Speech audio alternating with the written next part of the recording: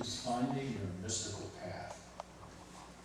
And that may seem like a tall order for some of us. But I assure you that each of us, without exception, is a mystic at heart. And a mystic is simply one who is open to direct access to the divine. You don't have to be open. In fact, you can close yourself to that proposition. You can say, and many do, oh, I've never had a mystical bone in my body. But that's simply a choice. That simply is a choice. Part of this thing that we've been talking about for the last few months, interspirituality, is the combination, the amalgamation of mystical wisdom from the world's spiritual traditions. The mystics have touched the hem. They have been in direct contact with the divine. And it is the mystics who understand what it's all about. And of course, most of the world's spiritual traditions were founded by great mystics. Muhammad, Jesus, the Buddha, great mystics who understood and touched into ultimate reality. And then what got in the way? What got in the way? Oh, creeds, dogmas. Creeds and dogmas are nothing but traps and restraints. They are what keeps us from touching reality. So, don't pay any attention to someone's creed. Let them have a creed if they want to have a creed, but be open. Be willing to change your mind. Because literally, that's what needs to happen. The mind is a wonderful tool, but it was never intended to be in charge. Seriously. And those of us who think we have decent minds are really offended by that notion. What do you mean my mind isn't very good? Well, it's good, but it's not supposed to be in charge. It's a tool. You know the saying, if you think you're a hammer, everything looks like a nail? If you think you're a mind, everything looks like something to judge. And that's what gets us in the soup. Hot water. Hot soup even sometimes. Because we simply are blocking our direct access. The greatest enemy that you have is you. Your mind, your ego thought system is what gets in the way of you being fully enlightened. The only reason that you do not experience yourself as the enlightened master that you are is you simply refuse to believe it. You simply say, can't possibly be true. Or, in the alternative, you allow yourself to be judge, jury, and executioner of everything that comes in front of your eyeballs. And some of us are quite adept at that. Like this, don't like that, like this, don't. And some of us even carry it into the political arena, and we consider one party or another to be evil. Can you imagine that we actually do that to ourselves? That's what we're doing, is we are blocking our access to the divine. And And the mystics throughout human history are legion. I have this wonderful book entitled What is Mysticism by my friend John Munday. And there are literally hundreds of short biographies and quotes from the mystics of the ages. And the wonderful part about the mystics is that they all say the same thing. They all suggest that we are all one, that there is only one of us, and we are entitled to touch into ultimate reality. Each one of us is given by birthright direct access to the divine. You don't have to go live in a cave somewhere and meditate for 62 hours a week. You don't have to do that. You can be a mystic in whatever it is that you do. One of the great mystics of the Middle Ages was a guy named Brother Lawrence. And he got his direct access by being a lay monk in a monastery, and he spent his days washing dishes. And he washed dishes in a way that set aside his thinking mind. He was just doing his thing, washing dishes, and he tapped into the ultimate, the infinite love that is the divine. And there are thousands of ways to do this. There are the great stories of the hero's journey. I mean, we all know some of those stories, including Luke Skywalker and Harry Potter.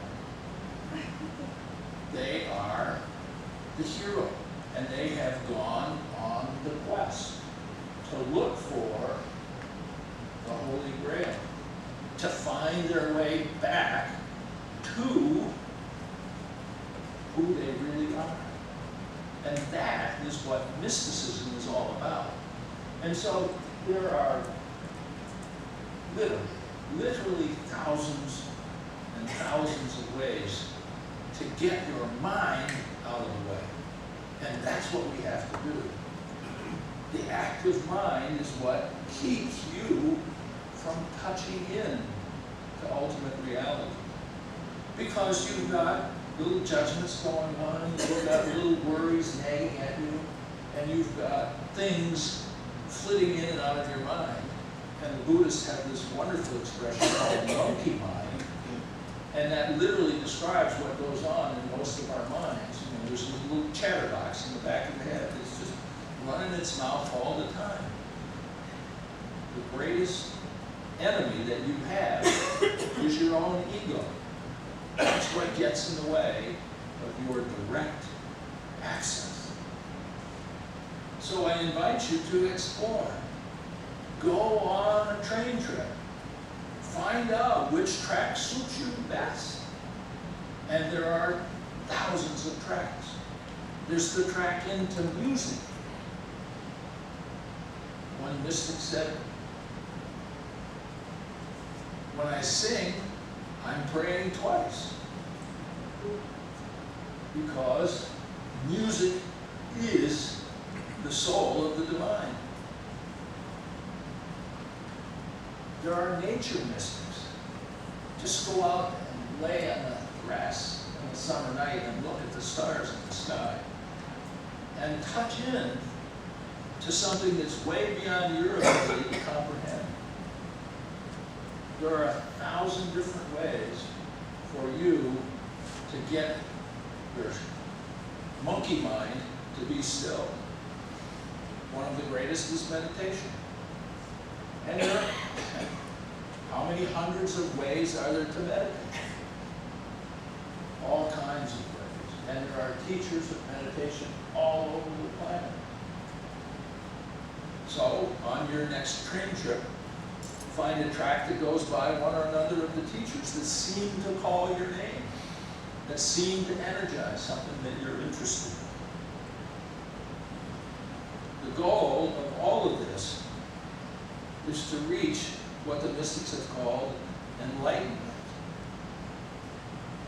And enlightenment is simply that state of awareness that has you connected, directly connected to the infinite. And if you think you're enlightened, try raising a teenager.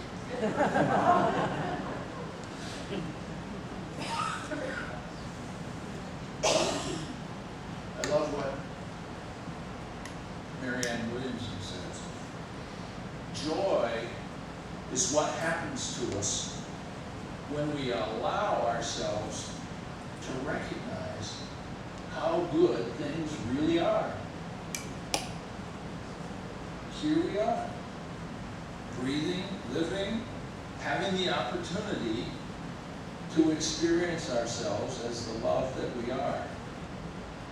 And of course, we're bound to mess it up in some way or another. We get in the way. We get in the way. So, one of the things that's important in a journey towards mysticism is to pay attention to your thinking, to pay attention to your words. Sometimes it might even be useful to go on a word fast, to just button the lip for a moment, and particularly to think before you speak. And pay attention to the words that you use. Do you really hate your hair? Do you hate those shoes?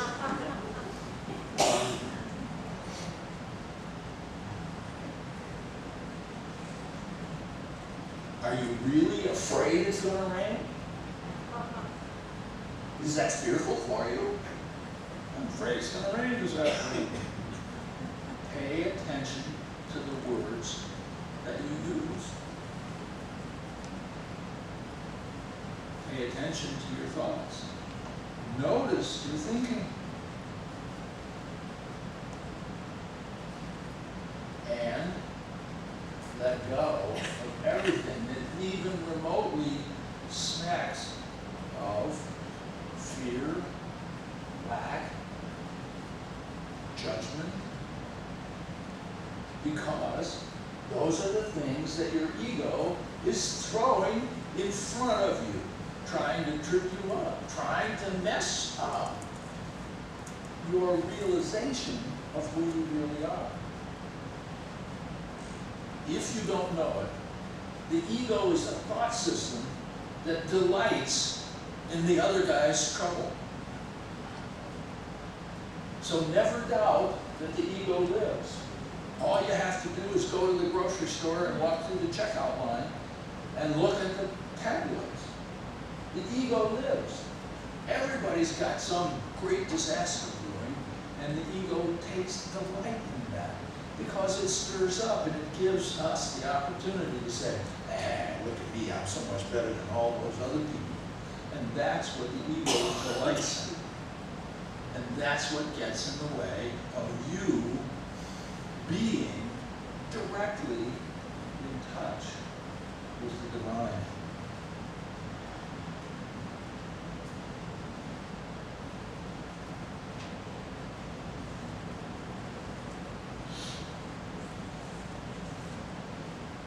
Wallace Black Elk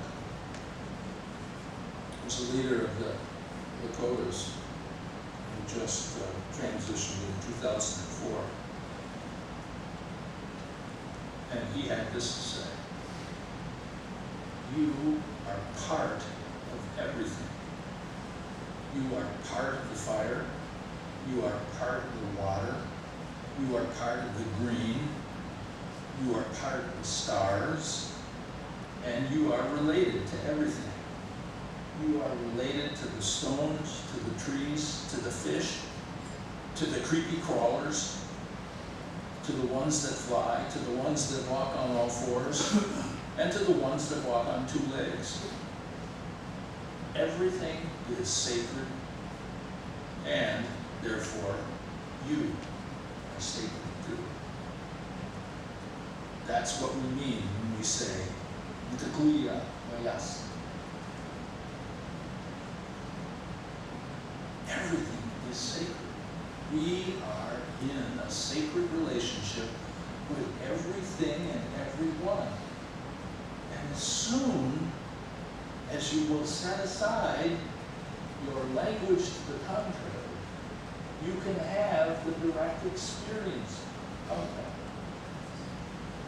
The mystics who have had those oneness experiences come back and do the very best they can to describe it in language that doesn't exist, to describe the indescribable.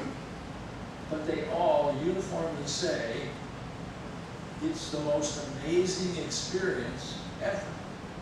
When you get your connection to the divine and to everything, to the trees and the rocks and the creepy crawlers and everything, you see different. You are different. You know what they say? Before enlightenment, chop wood and carry water. After enlightenment, chop wood and carry water. You still function in the world, you just don't buy into the ego thought system that pervades the world, that drives everything that we see going on around us. So we need to be in the world, but not of it. We need to let go of everything, to give up our need to do something. You know, the Course says we need do nothing. You don't need to fix anything. You don't need to change anyone. What is needed is a different way of being, so that you can be in the world but not of it, not paying attention to all the ego thoughts that are flying around the world. And you can find them. All you have to do is turn on the evening news, and you'll be flooded with ego stuff. I was having a wonderful conversation yesterday with a former member of the Washington Redskins, a guy who's about 6'5" and 260 pounds. And we were talking about the concept of football as the ultimate ego trip. It's all about, I'm bigger, stronger, faster, and smarter than you are, and I'm going to knock you down in order to prove I'm right. And, you know, it really is the way of the world. We see struggle, and we say, oh, that's good. Let's have another fight. Have you ever noticed that the politicians love sports metaphors for problems? We function in a world of duality and ego thought systems.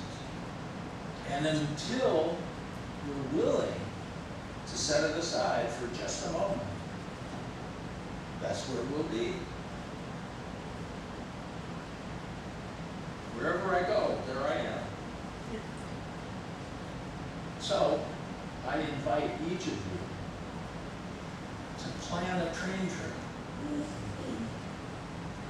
and look for a track that goes past some potential avenue into a mystical experience for for yourself. You have the right. You have the possibility. You can do this if you're willing to be open and receptive, and you're willing to be diligent in removing the blocks that have been constructed by your own mind. That's the problem. And you know, one of the great mystics is a friend of Rod's. Rod just loves Osho.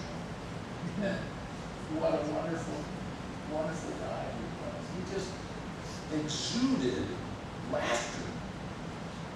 Loved to tell jokes because, as Mary Ann said, joy is what happens to you when you figure out that it's all good.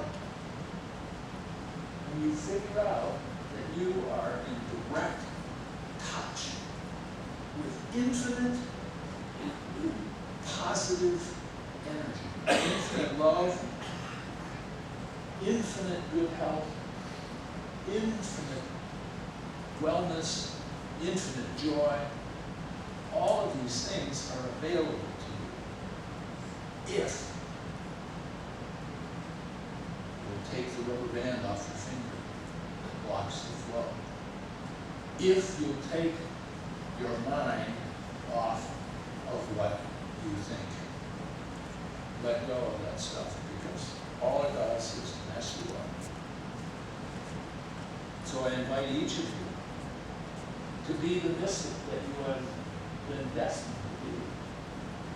Get in touch with who you really are and allow that to blossom forth and be the expression of you. So now it's open mic time. Oh, God.